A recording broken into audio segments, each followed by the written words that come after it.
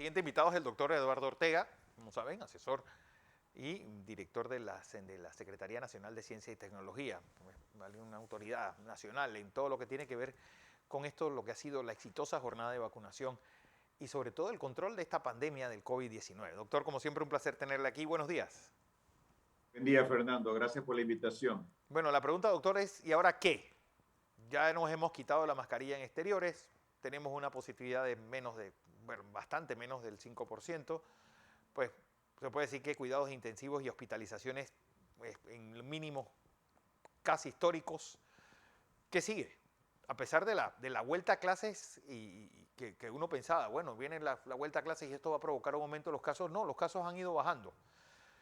¿Qué sigue ahora, doctor? ¿Volveremos a la vida normal ya viendo las luces al final del túnel en poco tiempo?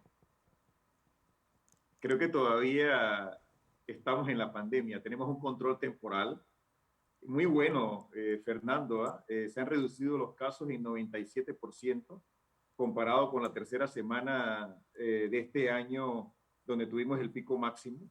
Hay una disminución impresionante de la hospitalización, más del 80%, de la positividad igual. Salimos de la cuarta ola, eso era importante. Sí. Comenzamos la escuela, estamos ya en la quinta semana y no hemos tenido un repunte. Pasamos los carnavales y no tuvimos el repunte. Y eso no es más que una combinación de múltiples factores. No hay una sola cosa que funcione, Fernando. Y lógicamente la mascarilla, el distanciamiento, de hecho sabemos que la mascarilla reduce hasta en un 50% la posibilidad de que te infectes, lavado de manos, distanciamiento, vacunación, sin ninguna duda.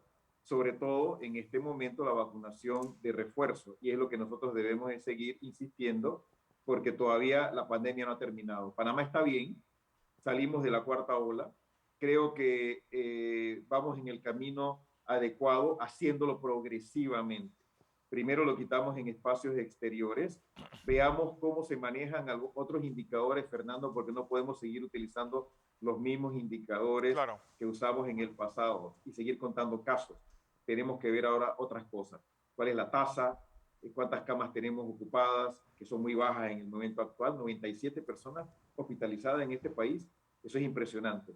Y tenemos que ver también quiénes van al cuarto de urgencia y el número de fallecimientos. Yo diría que si las tasas se mantienen bajas consistentemente, y tasa, ¿a qué se refiere una tasa, Fernando? Número de casos en relación a un número determinado de la población.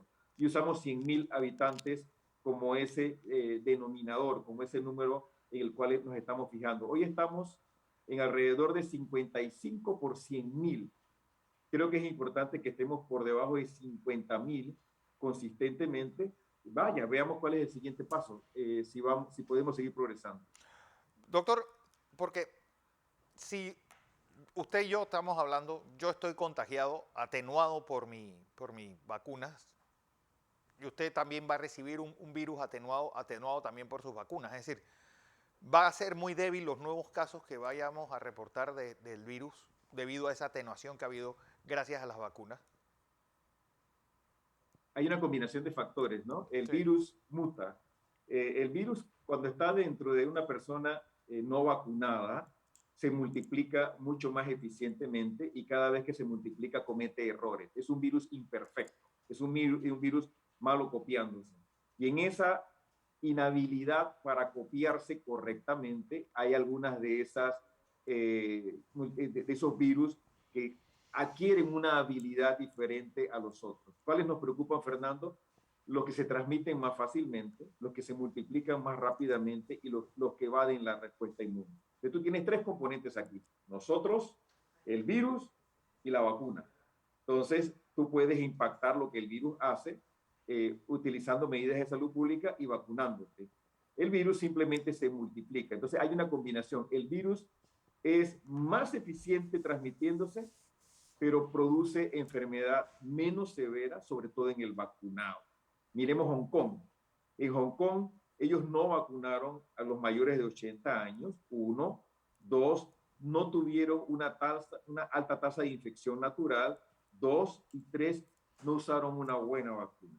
Si tú tienes razones, esas tres componentes, caramba, tienes la situación que tienes el día de hoy en Hong Kong, muchos casos En con Shanghái. una alta letalidad. Entonces, tienes una combinación de factores. Panamá vacunamos muy bien, yo diría a los mayores de 60 años de edad. Tuvimos unas muy buenas vacunas, por lo menos 2 vacunas. Tuvimos una alta tasa de infección natural también. Cuando tú combinas esto, tienes la situación que tienes el día de hoy. Control temporal, Fernando, ¿no? Es temporal, estamos bien, estamos por debajo del 5%. Tenemos 7 semanas con un RT debajo de 1. ¿Qué es el RT? La habilidad que el virus tiene de transmitirse de una persona infectada a una persona no infectada. Sí. Si es menor de 1, el virus tiene dificultades en transmitirse. Tenemos 6 o 7 semanas por debajo de 1 en todas las provincias, excepto en Colón, donde estaba discretamente por arriba de 1. Vamos bien, tenemos que continuar midiendo cómo vamos evolucionando y vemos entonces qué es lo siguiente. Porque ustedes deben tener claro quiénes son los no vacunados, quiénes tienen una sola vacuna, quiénes tienen 2 vacunas y quiénes tenemos el esquema completo de vacunación. ¿Cuántos hay no vacunados? Que esos son, yo creo, los que pueden empezar con una nueva cepa o una nueva ola, pues provocar el renacimiento de este virus en nuestro país. A ver, tienes buenas noticias y malas noticias. A ver. Una buena noticia es que 87% de los panameños vacunables tiene por lo menos una dosis. 76% tiene 2 dosis. ¿Cuál es la mala noticia? Que solamente el 45% tiene el refuerzo. Y el refuerzo es necesario para enfrentarte a variantes.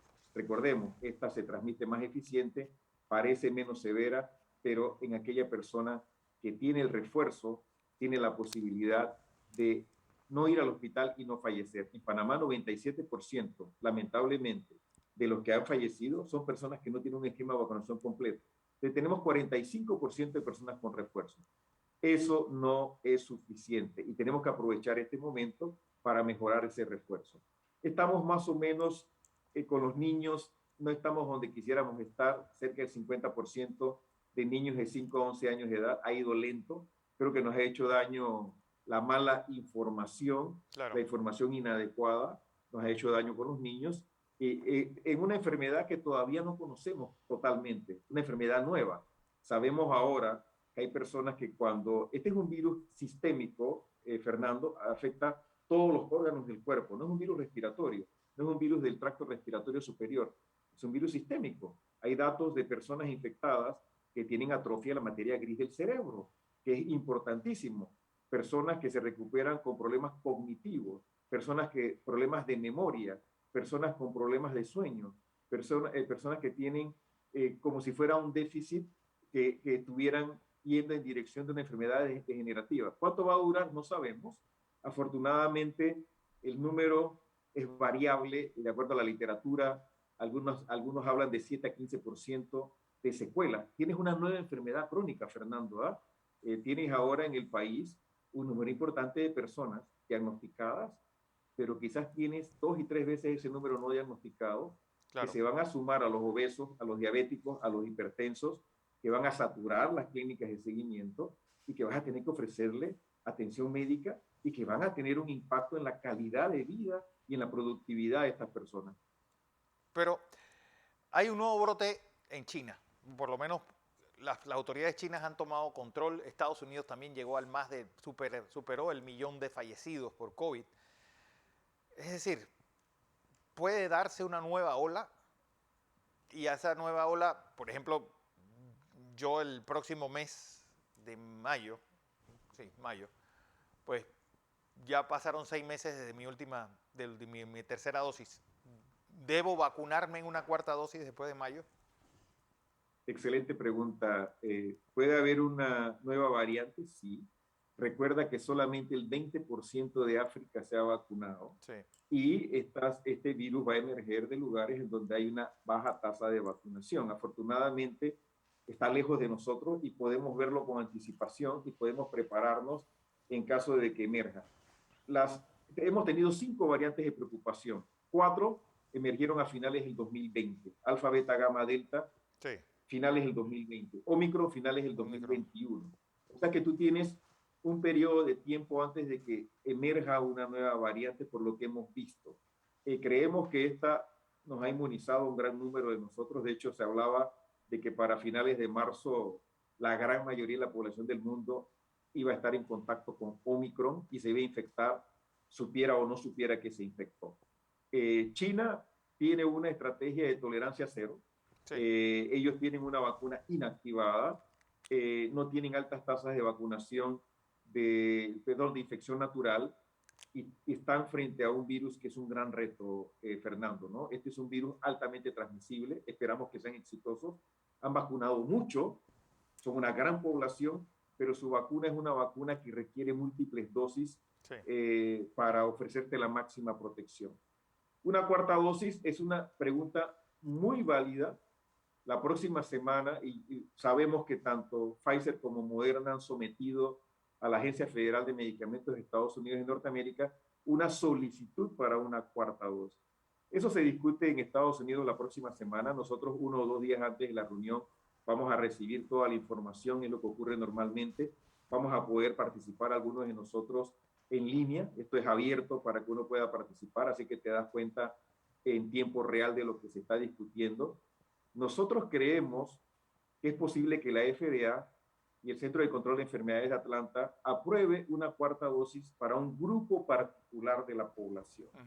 No va a ser para toda la población, Fernando. Creemos que por lo menos en Estados Unidos eso va a ser personas mayores de 65 y probablemente personas con algunas enfermedades crónicas que los predisponen. Esperemos, nosotros en Panamá, además de los datos de la FDA y el CDC, estamos viendo cuál es el número de personas que ya tienen 3 dosis, que van al hospital y que tienen COVID grave, para poder recomendar entonces la necesidad o no de una cuarta dosis.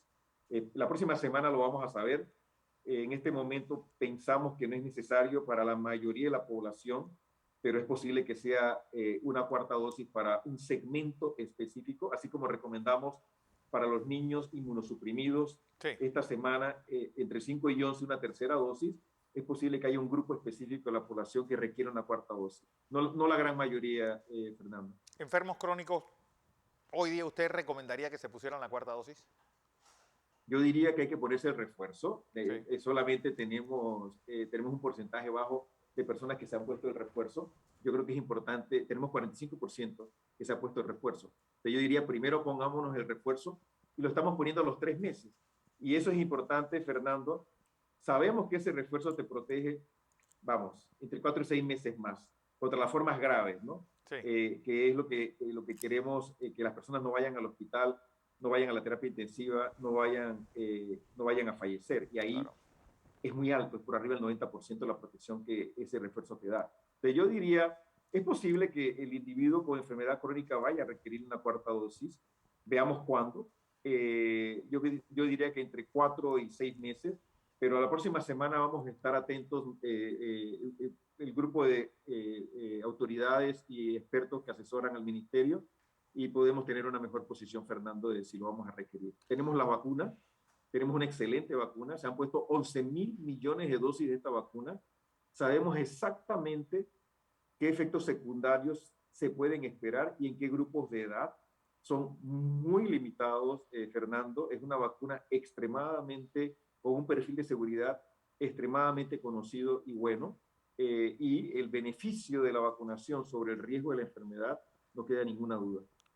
Pero doctor, es que a mí me ha impresionado mucho, es decir, la gran literatura que ha salido en contra de las vacunas y todo el ruido que hay contra la vacunación. Es decir, yo creo que para ustedes en el mundo científico ha sido también una cosa pues, chocante, para decirlo mal y pronto. Es decir, ¿de dónde salió tanta información tan sesgada, tan enredada y tan rara? Yo diría, Fernando, que los medios de comunicación serios, como ustedes en las televisoras, los radios, han sido y los medios escritos en general han sido, yo diría, muy robustos, basados en la evidencia. Caramba, no hay vacuna más estudiada en la historia de la ciencia que esta. No hay vacuna más utilizada en la historia de la humanidad que esta. la cantidad de publicaciones científicas que ocurren diariamente a veces son imposibles mantenerse al día. Yo estoy en un grupo de 5 expertos que compartimos publicaciones entre nosotros y a veces les tengo que decir, por favor, paren, ¿no? Porque es demasiada. Afortunadamente, cada uno lee algo diferente y comparte lo que sale. Creo que es malintencionado, Fernando. Creo que hay información inadecuada y desinformación y hay mala información.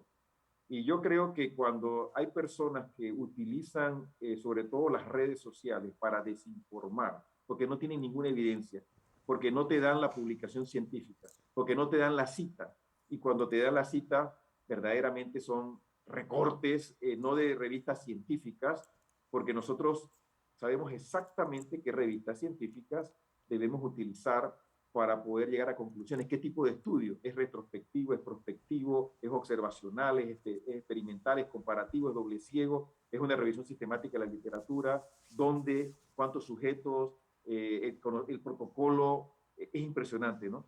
Pero a pesar de eso, en las redes sociales, cualquier persona que no tiene una formación científica, que no fue a una universidad a estudiar específicamente esto, habla sin ninguna base. Creo que todos tenemos derecho a informar lo que creemos que es correcto, pero dando la cita correcta.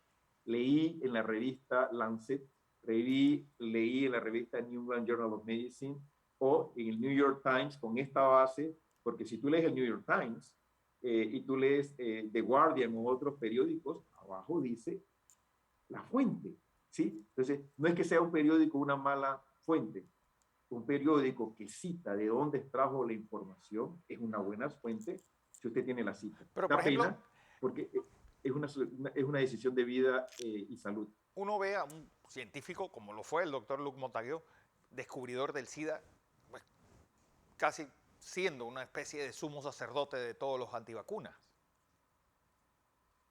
Sí, creo que citan, eso lo dicen en Estados Unidos, cherry picking, ¿no? O sea, cuando vas y coleccionas en el campo las cerezas más rojas y jugosas y las presentas, ¿no? Eso es cherry picking. El doctor Montañer, que pues era toda una autoridad, Sí. si tomas citas aisladas de lo que puede decir, puedes construir toda una teoría a favor o en contra de un tema. Y no es absoluto, Fernando. Recuerda que este virus no lo conocíamos, este en particular, su familia sí. De hecho, el coronavirus ha estado con nosotros por siglos. Sí. De hecho, coronavirus sabemos que causa enfermedad desde hace 60 años. Sabemos que los niños se enferman con coronavirus, enfermedades respiratorias, la gran mayoría de ellos. Eso lo sabemos. Pero entonces tomas segmentos o pedazos de información y construyes una teoría que usas a favor o en contra de algunas cosas. Hay mucha información científica. Vamos a tener una próxima pandemia de coronavirus, se predice en los próximos 10 a 50 años. Vamos a necesitar vacunas nuevas, pan-coronavirus, que protejan contra la mayoría de los coronavirus. Y en esa dirección vamos. La ciencia nos ha sacado de la situación en que estamos. Es el mejor momento de la ciencia. En 10 meses pudimos desarrollar una vacuna. Digo pudimos porque Panamá participó e intentó participar en algunos otros estudios para desarrollar una vacuna contra coronavirus. Nos estamos preparando para la próxima vez estar en una mejor situación para participar en esos estudios, que investigadores panameños investiguen temas de desarrollo de vacunas, incluyendo coronavirus, y si todo sale bien en los próximos años vamos a tener un centro de investigación de vacunas en Panamá, que no existe en Centroamérica el día de hoy, ni en el Caribe, excepto Cuba, donde nuestros científicos van a poder prepararse con anticipación con esta vacuna y otras vacunas. Bueno, creo que es el momento de la ciencia, Fernando, y debemos de respetarla, retarla, porque la ciencia no es absoluta y se autocorrige, y tenemos que aceptar que nos hemos equivocado en algunos conceptos porque estás en un área gris. Esto no es ni blanco ni negro y tienes que tomar decisiones en esa área gris. Claro. Doctor Ortega, como siempre un placer tenerle aquí en Next Noticias. Gracias por esta exposición que ha dado sobre dónde estamos, hacia dónde debemos ir y sobre todo cuál es la situación de esta lucha contra la pandemia. Gracias, doctor Eduardo Ortega, director Gracias, de la Fernando. Secretaría Nacional de Ciencia y Tecnología, además asesor del Ministerio de Salud.